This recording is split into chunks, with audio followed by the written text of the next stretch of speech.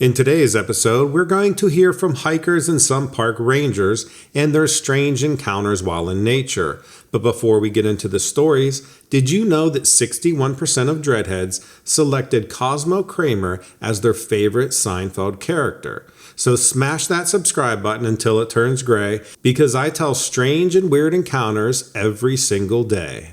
I grew up very close to Glacier National Park in the city of Kalispell. And together with my brother, I spent a lot of time in my childhood swimming in the lakes, camping, and exploring the forests. Kalispell is a small city and a pretty tight-knit community, and people were generally very proud of the national park, being that it was one of the first in the U.S. It has crystal clear lakes and a well-preserved ecosystem that makes up part of the crown of the continent. And even our grizzly bear population is still at historical levels, where they've declined drastically almost everywhere else in the country. Back in 2010, I was back living in Kalispell for a few weeks. I had been lucky to get the time off work, and while I was home, I really tried to make the best of my time, visiting old friends, reconnecting with my brother and my dad, and spending my time hiking all the old trails around the glacier, the ones that I knew so well from my childhood. One day I got a call from my friend Joe, who told me he was going out to hike the Highline Trail. He said I should come along. I knew that trail well because it was one of my mom's favorites. I had done it many times before when I was younger. After we parked, we took a shuttle car up to the Going to the Sun Road and made our way over towards the Highline Trail. It was a tough climb, and about halfway up the trail, we paused to take in a great view of the mountain ranges and the forested valleys below. We moved on after a few minutes, and I was saying something to Joe, but he wasn't paying attention. He was looking intently at something in the distance. I followed his gaze, and then I saw this dark figure on the trail ahead. It was about 2 miles away, but we could see it pretty easily because the trail looped around and down below us. Joe took out his binoculars, and when we looked through them, whatever he saw made him halt in his tracks and cursed out loud. I asked him what it was, but he just cursed again. I looked back again, and then the figure, which looked to me like a gorilla or something, was kind of loping around the trail, putting its head down to the ground and sniffing or searching for something. It was big. I could tell that much even from this distance. It was moving beyond where I would be able to see it, so I snatched the binoculars off Joe and took a look before it could get away. What I saw shocked me more than I can say. I was looking at some kind of gigantic dog, but one that seemed horribly deformed somehow. Its back was arched and very shaggy with thick black fur. It had an ugly head, like a dog but with horrible fangs jetting out the front of its mouth, and it had a really wide jaw that seemed to connect with its shoulders more than what little neck it had. It looked like some type of disgusting gargoyle, down there bouncing around from one spot to the next on these 4 massive legs. But I almost lost my mind when it stood up on 2 legs and started walking around like a human. In another second, it was gone behind some trees. I dropped the binoculars and looked at Joe. He had gone kind of pale, and I asked him if he had any idea what in the heck we just saw. Of course, he had no idea, no more than I did, but we thought we probably weren't in danger if it was gone off in the other direction. We decided to go back the way we came so we could try to warn people that there was something unusual on the trail. We eventually talked to a park ranger who seemed skeptical of our story. I mean, who wouldn't? The best he could tell, our description might have fit some kind of huge wolf, but when we told him about how it walked, he said we must have been mistaken. Joe and myself agree though. We saw what we saw. I was a ranger at Glacier National Park back in the 80s. I remember one particularly warm summer, well, warm by our standards. We had been getting a lot of calls, things like people getting injured on the trails, a few encounters with animals, even one missing person who was thankfully found alive after a half-day search. One incident that we got that summer really stuck with me though, and it had to do with a young woman who came into the ranger station at the Apgar campground in the late afternoon. She looked pretty out of sorts when she came in, bursting through the door. She was out of breath and she looked really frightened. So I immediately sat her down and tried to calm her down. I asked her what happened, and the first thing that she said to me was she had seen the devil at the lake. Of course, this was nonsense to me, and I wondered if she might be drunk or maybe in need of some kind of help that I couldn't give her, if you know what I mean. But when she calmed down a little and she had some coffee, I got more of the story out of her. And if you can believe it, the story got even stranger. She had been out hiking all morning and finally stopped down by Lake McDonald to have a rest just after noon. She had been sitting there, taking in her surroundings and eating something, when she heard the noise of trees being disturbed off to her left. She looked, and the noise got louder until she could see the head of a dog emerging from the trees. In a few seconds, it had reached the bushes near the lake, and finally it come out, and she saw it. It was some type of massive, hideous dog, but walking on its hind legs. It was walking beside the lake, but didn't look around. It just kept going wherever it was going. The whole time it had been there, this young lady sat there frozen, as she said, which I guess meant she was paralyzed with fear, but as soon as it was gone, she had left, not even stopping to pick up her bag. Now, all of this sounded unbelievable to me. I was about sure this lady was a bit too hyped up on drugs, or lack of oxygen, or maybe both. I later found out that one of the other rangers knew her, though, and she was a local out of the town of Whitefish. Well, the young lady refused to go back there, and I called another ranger to escort her to her car. I went down to the lake to retrieve her bag for her, and I had a good look around the area while I was there. And sure enough, down at the lakeside, not 50 yards from the bag I found belonging to the lady, there were these strange tracks in the soft mud beside the water. Massive 5-toed tracks that I couldn't identify. I was more curious than anything, and when I did some searching, I found where it must have come out of the bushes too. And the strangest of all, I found some black stuck on the branches where it come through the trees. It smelled completely foul, and it wasn't from any animal that I could think of. And not only that, but its fur was at the height of my head off the ground, somewhere that I wouldn't normally expect to find it. I began talking to the other rangers after that incident, and I found out that somewhere in the park, there's at least one of these kind of sightings every year. Most rangers write them off as pranks or just animals mistakenly being identified. But I saw good proof down there by the lake that the lady who came into my station that day had seen something real, and it scared her bad. When my dad retired and moved to South Carolina, I would go visit him and my mom once or twice a year if I could. But it's a long way from my home in Maryland. And that year, it was fall, and I hadn't been home to see them in over a year. My dad and I love the outdoors, and we decided to make a trip to Congaree National Park to take in some of the beautiful colors and scenery at that time of the year. My dad was in his 60s, but strong as a bull, and he was always pushing himself physically. And he had these old kayaks in the garage that we tied on top of the car. We got out on the water pretty early that morning, and even though it was an overcast day, the rain was holding off, and there was little to no wind. At one point, my dad took off ahead of me, taunting me to keep up with him if I could, but I was taking it pretty easy, just enjoying the sights and the sounds of the forest in the fall.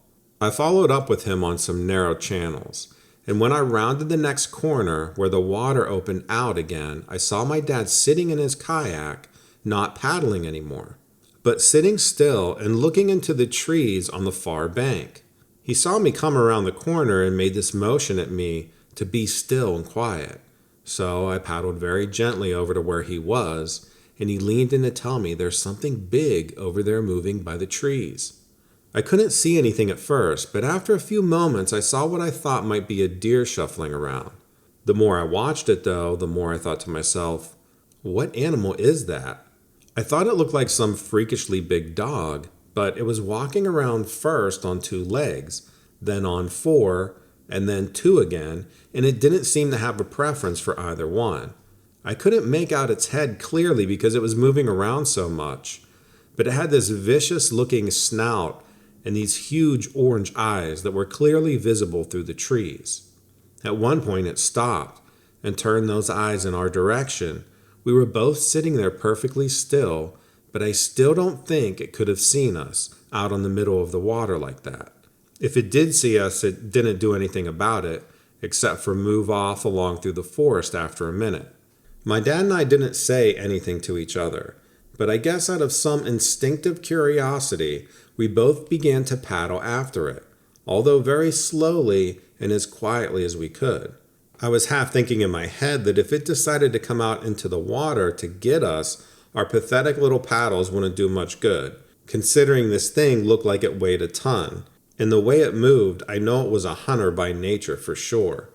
It didn't matter much in the end though, because once it took off along the bank, it started to get faster and faster until it was just a dark shape in the distance. And even if we'd been paddling full tilt, there's no way we could have kept up with it. My dad told me afterwards that he had been terrified the whole time, that he had heard these stories of some creature like that down in these parts from some of the locals, but hadn't believed them at the time. I was glad he said that though. I think the only reason I didn't lose my head completely when I saw that thing was that he was there, and I didn't want to lose face in front of my old man. A couple of years ago, my girlfriend and I took some time out to travel.